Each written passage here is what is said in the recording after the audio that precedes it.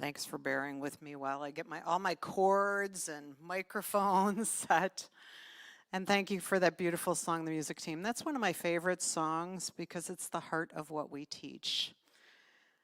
And when I think about what this teaching has meant to me, my personal story, coming to understand that the power outside of me, I really went through a time of seeking. It probably started when I was in high school, and then finally I landed on New Thought. But when I was growing up and as a young adult, I lived my young life like I was on a constant audition to be good enough. And this belief that, that God was this God that like we were auditioning to be chosen or saved. It really had, at least for me, my sense of self was totally outside of myself. And that's a mistaken belief, right? That we even need to prove ourselves to whatever our idea of a higher power is, whether we call it energy or God or spirit, doesn't matter what you call it. And I would argue it doesn't matter if people believe in it because we're still part of it. But we're all equal in the divine. We're all equal. We all come from the same substance. There's no better or worse in God's spirit. There isn't. So, as Don read to us, the door of the soul opens inward because there is one power. And this idea of a power that's not outside of us has been transformational for me. A power which literally created all of us. It created you, it created me. It's living and moving and having its being as our life in every moment, whether we are aware of that or not. And it's not separate from you. It's not something outside of yourself. It literally is you, and you are the chooser of what you do with that power, how it expresses through you. And you choose how you're going to be also. We don't talk a lot about our beingness, but kind of like what's the energy we show up in life? That's our beingness, right? And that's how you're choosing to bring this power into the world. Linda talked to us last Sunday about the different types of power. And she talked about power over, which is how we usually think of power in the world, like someone or something has power over us. But when we use the word power here in our context, we're talking about the power and presence of spirit. That as we say, the presence, which is never an absence, that power which created all that is, all that we see, all that is around us. It created us individually. It continues to create our lives. But that power works in, as, and through us. And so as Emmett Fox says in this quote, we want to recognize that the door of the soul pushes inward. If we're pushing in the outer world, which I was before I found this teaching, we're not connected to that power, right? We think our good is outside of us. We think we have to prove something to someone, right? We have to strive. But if we're centered in our inner power, we don't have to strive. It doesn't mean we don't have any goals. It doesn't mean we don't have anything we want to do in our life, but we're coming from a centered place. If we know this power is within us, we might be more allowing, right? We might just allow things to unfold. We might be more trusting. We might feel more confident in moving in faith.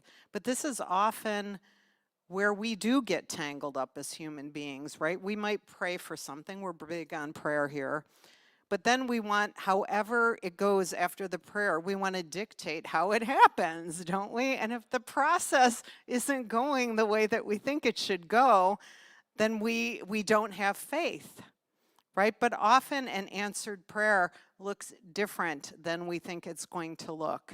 And I always say, oh, thank God the divine is smarter than I am, because the divine certainly has had better ideas for my life than I had myself.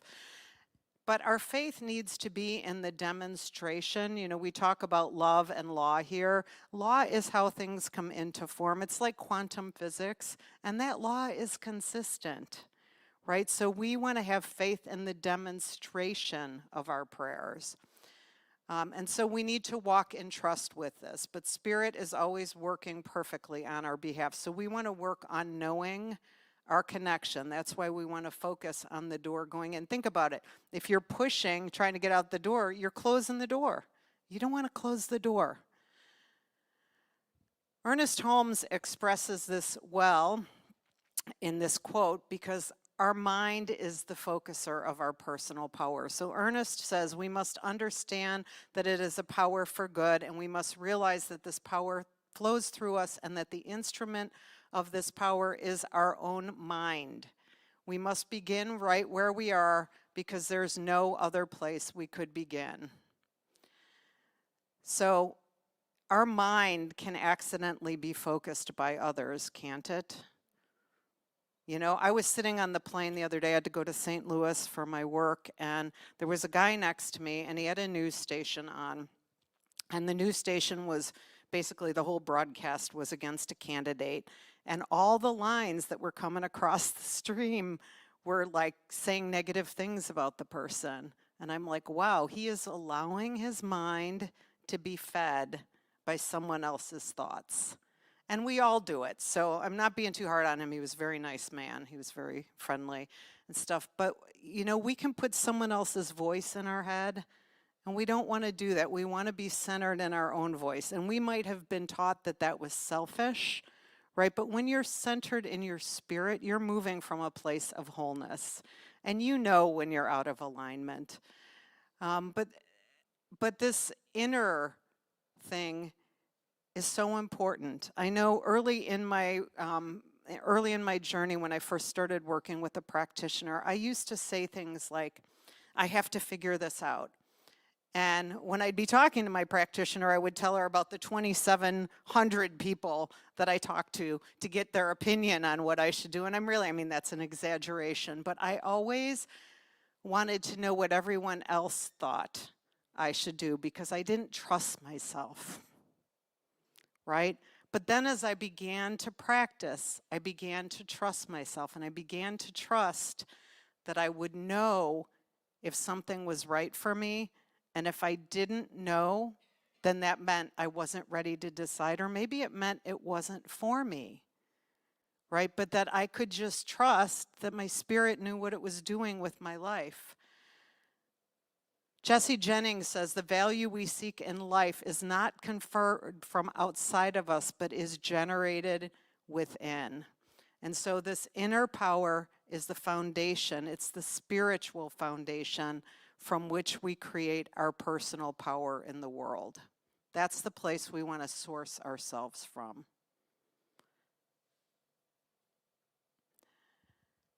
So Ernest Holmes also teaches us that we should learn to trust life. There's no power in the universe that wishes anyone ill. You know, if for those of us who grew up with the belief that there was a devil, you know, but there isn't anything like that. I mean, there are people who choose to use their personal power in ways that are not loving and kind to others, but there's not two powers, there's one power, and that power is God's Spirit, whatever your word is. Because we see it all around us every day. You know, if you really think about how miraculous this world is, everything is designed to support each other. You know, if you look in nature, you see how everything works together. You know, even the seasons, you know, there's just a natural intelligence in that. And that's true in you too. That's true in your physical body. And I love this quote. In our own souls, in the silent processes of thought and understanding, do we not sense another presence? Even if you don't know that that's what it is, you know, when you get quiet and turn within, don't you feel a sense of peace? Right? You feel a sense of peace. That's the presence. There's something divine about us that we have overlooked. There's more to us than we realize. There is more to us than we realize. And how do we begin to know this? You know, I feel like we say over and over again, it's through your practice. But guess what? It's through your practice. What you decide to do every day is who you become in your life. And your habits, it's who you become in your life. So Joel Goldsmith would say we want to practice the presence. You know, we do this through prayer. We do this through working with a practitioner. We do this through sitting in meditation. We do this through contemplation. We do this through taking classes. We do this lots of ways. There's so much available to us now in this world. You can listen, you know, podcasts and Gaia and whatever, but you decide what you put in your mind. You know, we have a great class starting on November 12th called The 7 Spiritual Laws of Success. I really want to encourage everyone to sign up for that because it's just a reminder, how do I build that as a practice in my life? So I invite you to think for yourself, what's your daily practice now and how might you stretch that? You know, I know for me, doing more throughout the day, I'm really good about the morning. I'm super consistent, like don't bother me before I do my meditation. But I could practice more through the day, just being real. You know, I've started doing a little practice when I get in bed at night. I've done it informally, but now I'm doing it formally, just to kind of give thanks for the day and just to pray for anyone who needs prayer that I know in my life who needs prayer, just to center myself again in that energy, because I believe when we sleep, we get plugged in. Right? We get plugged back into the divine channel. And so it's a great way to enter that. That's why meditating when you first wake up, I took a class, several classes actually with the Chopra Center. And the guy who taught the meditation there, they have something that's sort of like transcendental meditation. They give you a mantra. And he said, you should meditate first thing. And I'm like, without having coffee first? But that was his belief, that you should meditate first because you are already, you know, you're already sort of peaceful and plugged in. So then when you do your meditation, you go to a deeper place. So another way that we can cultivate this presence and power, we all know about affirmations and we teach affirmative prayer here. And I was working on this with my practitioner a few weeks ago because I was having an experience where I was feeling like things were happening to me. Now, let me tell you, I know better, right? That's the kingdom of consciousness. I'm a victim, but I just felt like I was at the effect of things. And we can all get that way even when we know better. So we have to give ourselves some grace. But I think I just felt fatigued at the work that I knew that what was going on was going to create for me. I'm like, no more work. I don't want more work. So we were working with this idea of speaking affirmations out loud, and she reminded me of something that Michael Beckwith taught like many years ago. And this is how a way to say an affirmation. So when you say it, this wasn't the quality that I was working on, but when you say it, the first time you say it, you say, I am powerful. Then you say, I am powerful. And then you say, I am powerful. And it begins to activate the vibration within you. And that's the spiritual quality when we say that. That's what we pray for. When we do an affirmation, we're praying for a spiritual quality. But the deeper state of that is a state of beingness, right? It's a state of beingness. So I want to be powerful, but what is the state of beingness? It's power. And we could say that for anything. We could say, you know, the state of beingness is, if we want to affirm freedom, you know, the quality is to be free, but the state of being is freedom, right? Just to realize, you know, even when we pray, even though we know what affirmative prayer is, like we have the ability to just work more on embodying it. Like, I embodying power. I am embodying freedom, if that's what I'm praying for. Okay, so we're going to do this together just to practice. And the other thing I want to say is when you speak out loud, it activates the vibration of what you're saying. That's why it's powerful to speak a prayer out loud or to have a prayer spoken out loud for you, because you feel the vibration of the prayer now. So we're going to do this together, okay? And we'll do it 2 or 3 times. And I'm just going to invite you to say along with me and emphasize the word that's highlighted. It's a little hard to see that on the first one, but the I in the first sentence is highlighted. Okay, you ready? I am powerful. I am powerful. I am powerful. And then let's do the beingness. I am power. Let's do it one more time. I am powerful. I am powerful. I am powerful. I am power. Do you feel that when you say it? It starts to activate it in your vibration. So our first step is always to affirm our spiritual qualities that we want to call forth. And it's also to really affirm the state of being that you want to call in. That's our first step. And the second encouragement, because we are following the CSL themes, and their encouragement is to talk about keeping, or to look at keeping our inner power clean through self-inquiry. What does that mean? You know, you're an instrument for this power, right? Expressing in the world. And we keep our power clean by doing our inner work. And you want to check yourself to make sure your power is coming from a place of pure intention, right? Not from ego. And if it is coming from ego, hey, we all do that, so just forgive yourself and adjust, right? We all can be in our ego sometimes. But what outpictures in our life reveals how our inner work is going, right? Our life is always speaking to us. It's always telling us how we're doing.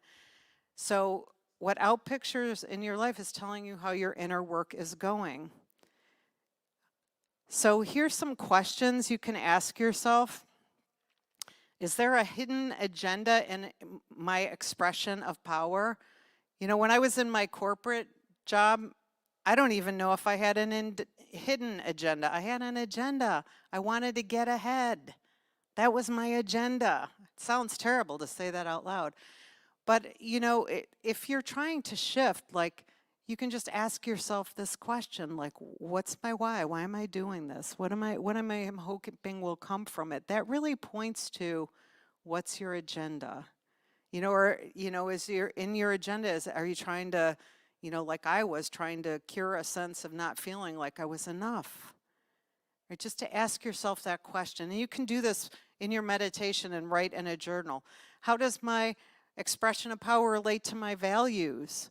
So do you know what your values are? And as you're bringing your personal power into the world, are you expressing your values? That's one of the reasons I left my corporate job. I had to sit down with myself on a weekend and I'm like, I say these are my values. This is what my work life looks like. What am I doing? Right? So we have to be honest with ourselves. Ernest Holmes talks about we should be bringing more life and not do harm to others. So how am I using my power to bring more life to the world? You know, when we bring life to the world, that can also be, you know, we're bringing encouragement to others. We're bringing love to others. We're bringing a sense of connection in how we interact with others. Next one, does my expression of power harm anybody? Right? Sometimes we harm people accidentally, just to be clear, we hurt somebody's feelings. And so it might say, you know, you might immediately dismiss it, but it's like, it's a good question for us to ask ourselves, like, am I within myself? Am I, in how I'm being, am I causing any harm? It doesn't mean you're doing it on purpose, right? And then the last question, how can I use my personal power in a more clean and life-sustaining way? Right? Am I using my power in a way, I don't know, the example that's popping into my head, you know, so often in today's world, you know, I see workplaces where people are expected to kind of run themselves into the ground, right? And just work so hard and always be plugged in and whatever. And we don't want to continue necessarily to magnify that, right? Like people need rest. They need time away. They need, you know, their personal selves to be honored. So is anything I'm doing, you know, how am I helping bring that forth? A place where people can care for themselves and everybody matters. So Rob Bell, does anyone know who Rob Bell is? He was kind of really hot maybe 10 years ago. He was a fundamentalist preacher, and he had an awakening. And I think he has a TED Talk out there. I'm really not sure. But if you Google Rob Bell and watch his TED Talk, it's like he's got this sort of genius thing about how all of humanity got created. And he weaves in the spiritual and stuff like that. But he wrote this quote: "What would it look like for you to approach tomorrow with a sense of honor and privilege, believing that you have work to do in the world, that it matters, that it's needed, that you have a path and you're working your craft?" It's a great quote, isn't it? So if we want to use our power for good, we want to embody that state of inner power in whatever gifts we choose to offer, and anyone can make a difference. So what good might you create by using your inner power? A great story about this to me is the story of Rosa Parks. You know, there's different stories about what happened that day on the bus where she refused to get up, but I would argue she had been active in the civil rights movement. And at that time, where she was living as a black woman, she was like, if the white section of the bus got full, she had to give up her seat. She had to go to the back of the bus. And on that particular day, she decided not to, because she, in her consciousness, she felt this is not right. And so she stayed put. And that caused a 1-year picket of the buses in, I think that was Montgomery, Alabama. People wouldn't use the bus system for a year, but ultimately the Supreme Court decided that that was illegal, that should not continue, that practice of segregation on buses should not continue. And so she was moving in a consciousness of change. She already had that in her consciousness, and then when she was presented with the opportunity to take a stand, she did it. She's a great example of how we can all use our power in that way. But maybe you don't feel called to serve at that level. Maybe you just saying to yourself, like, I'm just a regular person. I feel that way a lot of the time. But for me, the way I want to use my personal power, especially at this point in my life, is to create communities where people can support each other. You know, I do that in my work. We do that here at Cityside. I think it's more important than ever because I think people feel disconnected in the world. A lot of people feel isolated, and so it's important for us to have places that we come together. And whatever you have to offer is needed in the world because we all have different gifts. This week I was in a meeting with someone who's been a mentor to me, and he's in his late 70s now, and his grandchildren have lived with him most of their lives. His daughter's been separated from her husband for a long time, so I think it's 3 or 4 children have grown up in his home, and he was saying, like, yeah, I really don't know if like I make a difference for them or not, you know. And I said, can I tell you a story, Steve? And I said, you know, my sister, when her kids were growing up, my sister was a little psychologically unstable, and they had a rough time. They really had a rough time. And I said, I was talking with my niece last weekend. She came to visit me, and I was saying I miss my mom. She goes, I miss Graham too. And the reason that she missed my mom so much is her entire life, my mom made it a point to spend time with her. You know, and it could just be that she came for dinner, and the joke in my family was my mother, as she got older, would accidentally poison people. She'd serve shrimp that was expired for a month or something like that. But for my niece, that made a fundamental difference in her life. And so we all can do that for the people in our life in big or small ways. So how you show up in the world, how you offer your gifts can be simple because you never know whose life you impact. Simply being kind to someone makes a huge difference, and that's what I would love to see in this country. It's just people being kind again, people saying, you know, I've been trying to do this, like someone can have a different point of view from me. I just want to be curious about it. Doesn't mean I agree with them, but that I can be a space where I don't have to be in this against this space. I want to be in the space where I'm for something. So everything we do, every decision we make, every interaction that we have, any endeavor we try to do in our life to take on, it's all an opportunity to express our inner power, to express our love, to express our compassion. And we get the choice of where we want to channel our power. We get to decide. And you might be sitting here thinking, I'm going to change my channel, right? And if you are, that's okay, right? Or maybe you want to hone your channel. But just to be really clear, like, how do you want to channel that which is within you?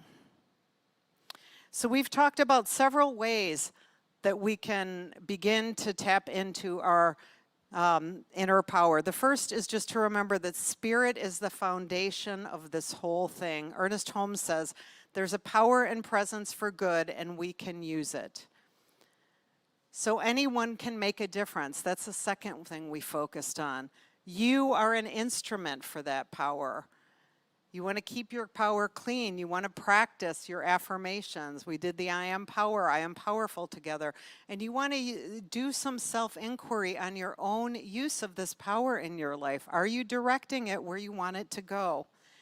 And we want to use our power for good, because the activity as spirit is in, as in through each one of us.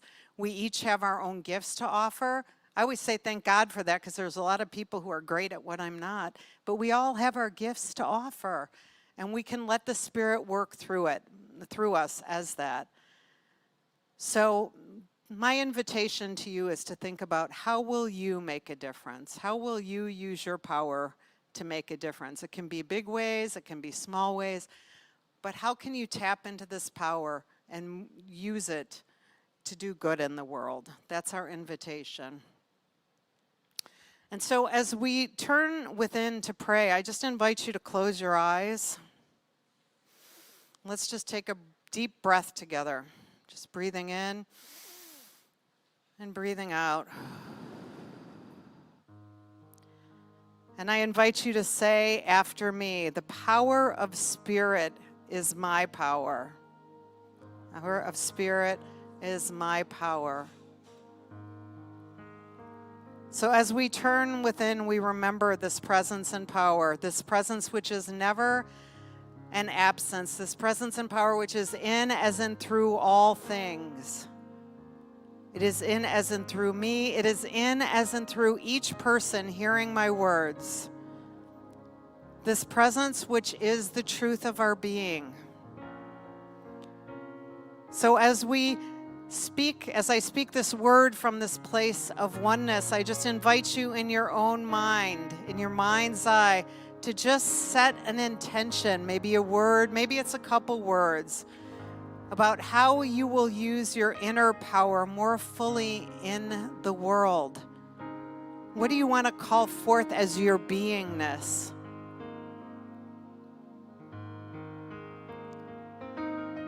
And in this moment, I just know that Spirit's always talking to us. So whatever word you're getting, whatever ideas are popping in your head, whatever you're feeling in your spirit, that is the divine speaking to you.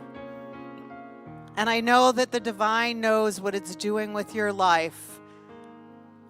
That Spirit, God, the universe, whatever word you use, that power and presence has you. It is guiding, it is supporting you, it is living in as in through you. So by the power of this word, I magnify the feeling nature of this Spirit within each of us. I just know a deeper realization of this inner spirit, this inner power, this inner presence for each and every one of us. And I know that as we move through this week and through our days, that this gets even more magnified, that we are intentionally choosing and moving forward from this place of ease, grace, goodness, just trusting Spirit to show us its divine path for us. And I know that is what's happening. I know that is what the truth is always, that Spirit is always guiding and directing us. And so I know that we make a difference, each one of us, as we go out into this week, as we go out into this world. And I also just know and declare that Cityside makes a difference. I know that it is powerful to come together, to magnify the spiritual energy. And I just say yes to this for all of us. And I'm just so grateful to know this prayer is fulfilled. I'm so grateful to know that Spirit is living and moving and having its being as each one of us. And I'm so grateful to know that this prayer is fulfilled now. And with so much gratitude, I simply say, and so it is. Amen.